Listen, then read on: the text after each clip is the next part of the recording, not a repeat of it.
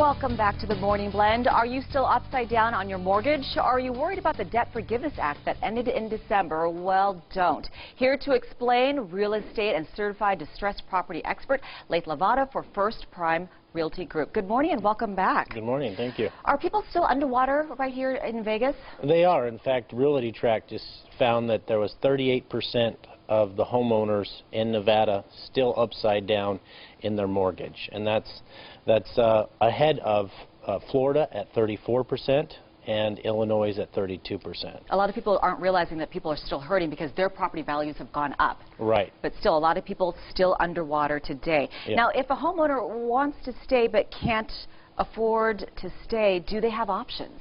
They do have options. There's quite a few options still available. There's the HARP program, which allows the homeowner to refinance the home even if it's upside down. And there's also FHA and VA streamlines as well.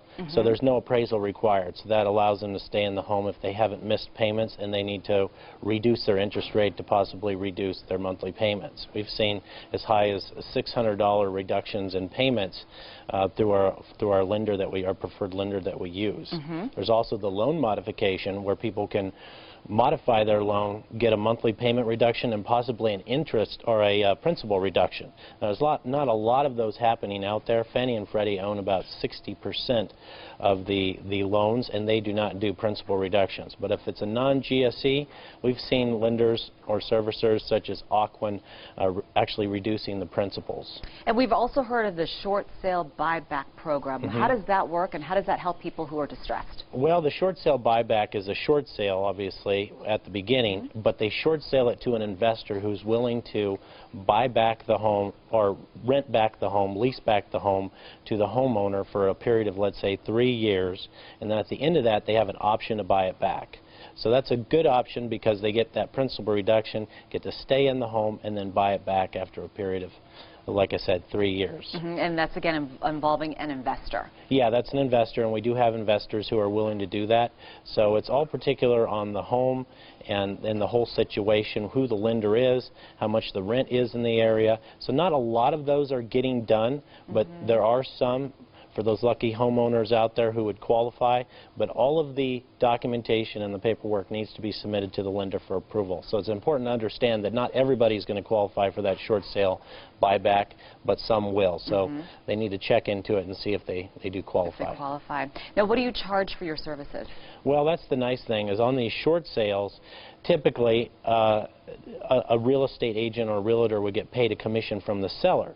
But on the short sale, it's the short sale lender that actually pays the fee for service or commission, and that does not get paid until the transaction closes. So there's no out-of-pocket money for the distressed homeowner. All right, and then let's talk about for a homeowner who is upside down, they're worried about what to do. How do they get started? And for some are asking probably, is it too late if they've gotten notices? No, it's not too late. They need to call right away, though, and see where they're at in the foreclosure timeline, because that's really important. Once that notice of default is filed, they have 30 days to file with the state mediation program and take advantage of that, where they're going to sit down with their lender and talk about their options. And that will help prolong the process a little bit longer for the homeowner.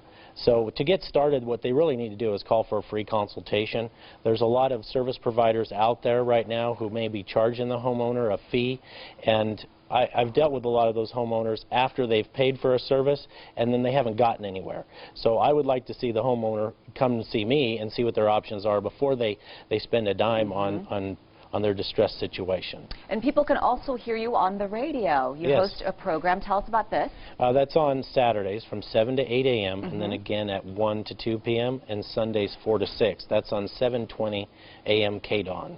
And earlier we talked about the Debt Forgiveness Act. Whatever happened to that? What's the status? Well, the Debt Forgiveness Act ended at last of the year, December, and we're hoping that gets extended. It probably will get extended by the end of January, but we're going to have to see. There was 42 attorney generals that submitted for that to get extended, and it's on the table right now, so we're hoping that does, but it's not the only option to get out of the tax liability on debt forgiveness. So we have our our owners meet with our CPA, our preferred CPA for that. Yeah, and there's a possibility of a different way out for people Exactly. who are underwater. Yes. Well, Lathe, thank you so much. Thank you. If you would like more information on short sales, foreclosures, or anything real estate related, head to the website or call the number you see on your screen. Lathe is also on Facebook and Twitter and offers free consultations and free short sale services.